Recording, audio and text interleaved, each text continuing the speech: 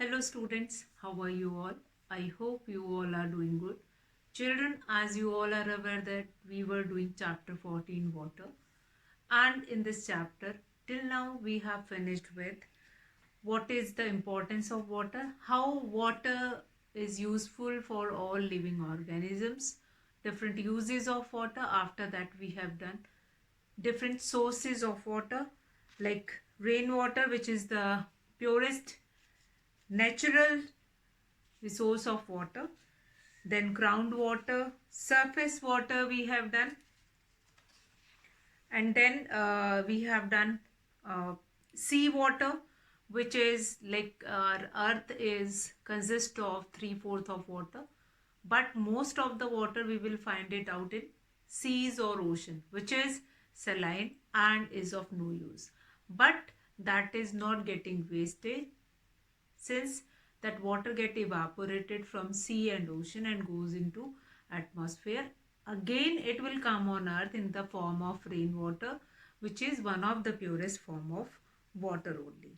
Then we have done three states of matter as well as water, solid, liquid, gases, and how water differently exists in these three states, how it interchanges among, like how solid form of water, which is ice, goes into liquid form of water, that is water itself, then it will goes into gaseous form.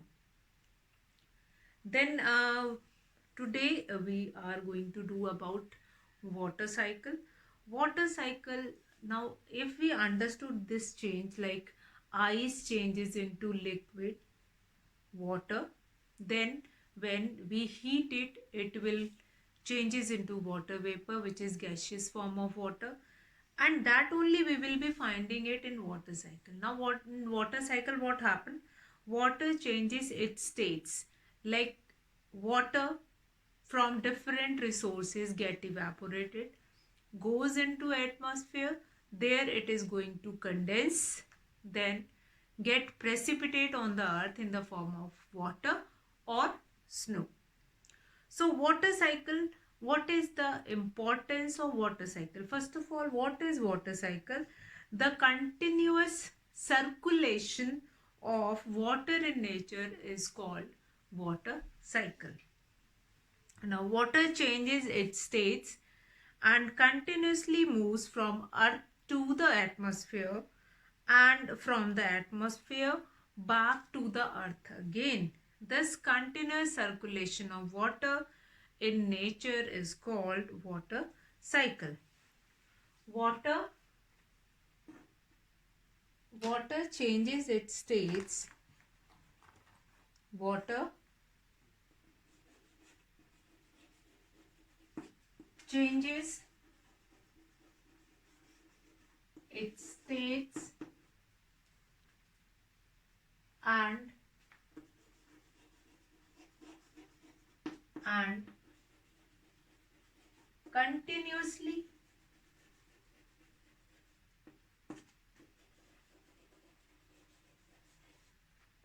continuously moves from continuously moves from the earth to the atmosphere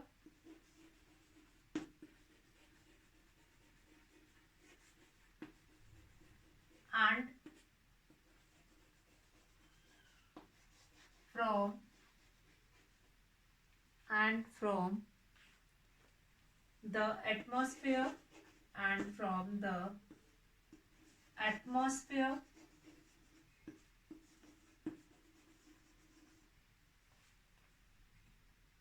back to the earth again, back to the earth again.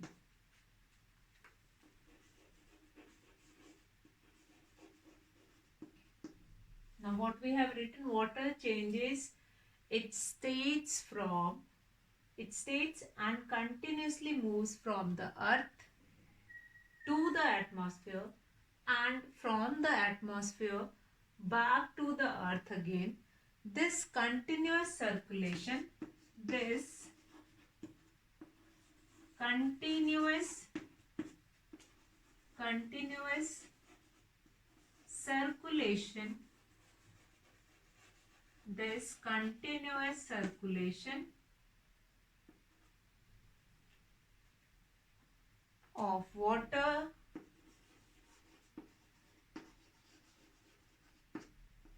in nature is called, water in nature is called water cycle, is called water cycle. So what we understood here, this continuous circulation. First of all, how it circulates. Water changes its states and continuously moves from the earth. That is evaporation. Due to evaporation, it continuously goes into water from different resources, goes into atmosphere, means it is changing its states. From the liquid form, it will changes into water vapor. From the earth to the atmosphere, and from the atmosphere back to the earth again. Now this continuous circulation of water in nature is called water cycle. Simple question is this: what is water cycle? So what is your answer? This will be your answer. What you are going to write for this, that is water changes its states, continuously moves from the earth to the atmosphere, and from the atmosphere back to the earth. This continuous circulation of water in nature is called water cycle. Then what is water cycle? What is water cycle? That question may arise, and for better understanding of this water cycle, we will study first the four phenomenon. Though many times I have repeated those four phenomenon, that is evaporation, condensation, precipitation, as well as transpiration. So let us discuss one by one evaporation and rest of the evaporation first, and then we'll discuss transpiration, condensation and precipitation. Now children, what you need to do it is, you can take a screenshot here. What is water cycle? The question may be asked in this simple way is, or define or illustrate water cycle, so that you can write. Now first we will understand four basic phenomenon which help to regulate this water cycle in the nature. So let's start with evaporation. First, foremost basic phenomenon, that is evaporation. First one is evaporation. If you need to understand water cycle, you first of all you need to understand these basic phenomenon. Evaporation is what? Water from water bodies such as oceans, lakes, rivers and ponds evaporates due to the heat of the sun. The water vapor rises and mixes with the air. Plants, so evaporation, that is there. Now plants release excess water in the form of water vapor through stomata, which is present in the leaves by a process called transpiration. So and moving air also helps to evaporate water faster. So evaporation, basically what happened, that water from different resources, like whatever, wherever it is, whether it is in river, lake, pond or wherever. From there the water will changes into water vapor and rises up into the air. Rises up into air. Similarly, now not only evaporation, if we are discussing transpiration also, transpiration also. Now, transpiration is the process by which or through which, transpiration is a process through which the plants are going to release excess water which is present inside it. Small stomata they have, and through that small stomata they release, what they release? They release stomata, small stomata are there, which they release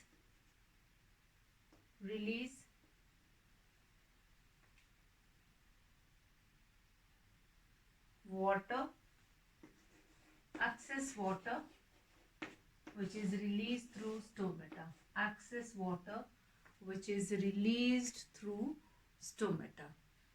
So now next what we have, if we understood this evaporation and transpiration in both these process, like transpiration, excess of water release, and due to evaporation that excess of water which is present on the surface of leaf, that will goes into atmosphere. Again, evaporation, transpiration both are important. Once the water vapor reaches into air, then which process will be there? Now that water vapor is present in the air. Now what we need to do it is, now as water vapor rises up into the air, it will condense. Water vapor rises up in the air, it will condense, and then join with each other. Water vapor from water bodies and plants get mixed with air. When the sun heats the surface of earth, the air above the ground gets heated. The air expands on heating and therefore becomes lighter and rises up. It cooler above in the atmosphere. And similarly what happened, like the water vapor which is present in the air, condensation, water vapor which is present in the air condenses on dust and smoke particle to form tiny droplets of water. As they rises up, they'll get cooled down and they will become heavier. Heavier water vapors, they are going to join with each other and coming on the earth or forming water droplet. Now these droplets of water stick together to form clouds, which consist of billion of tiny water droplets that remain floating in the sky. So small water droplets which keep on floating in the sky, that is condensation. Third process which is very important, condensation. If the water vapor does not condense, for example, in the season of, in summer season, it will take a lot of time to get condensed. The water vapor which rises up, they take a lot of time to get condensed over there. So that is why only you find it out that in summer season rains does not come easily, but once the rainy seasons came, then they'll get, since humidity or moisture is already present in the air, so they'll condense faster and become heavier and come on the earth in the form of rain. Now when coming on the earth in the form of rain, that is precipitation. That process is called precipitation. Precipitation,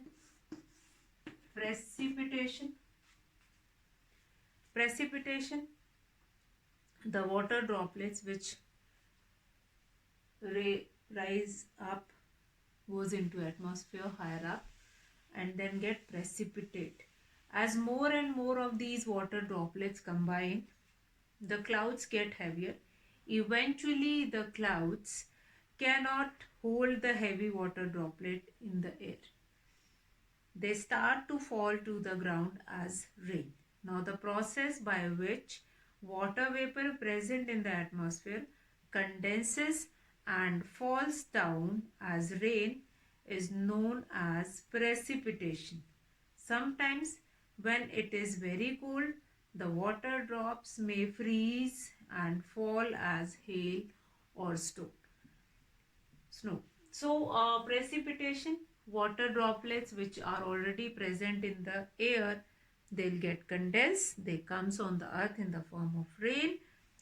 Once it get heavier, then only they'll comes on the earth in the form of rain. And then this process is called precipitation. Wherever if the temperature is more cooler, then it comes in the form of snow or hail. So the amount of rainfall varies from one place to place. Like the place which have humidity in the air, they get more rain and rain.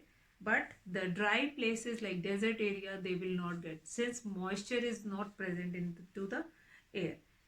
So they will not get that much rainfall, whereas the other areas where we have humidity in the air, they'll get more and more rainfall. Then now the amount of rainfall varies from place to place. A place where we get uh, more often will get rainfall, and that area must be suffering from some such kind of severe situations like flood. So they'll getting into that kind of a condition that if it rains heavily, then they will be having this condition of flood, where the bank of the river get overflows, and it is not uh, that the area which is nearby, that will be submerged into water.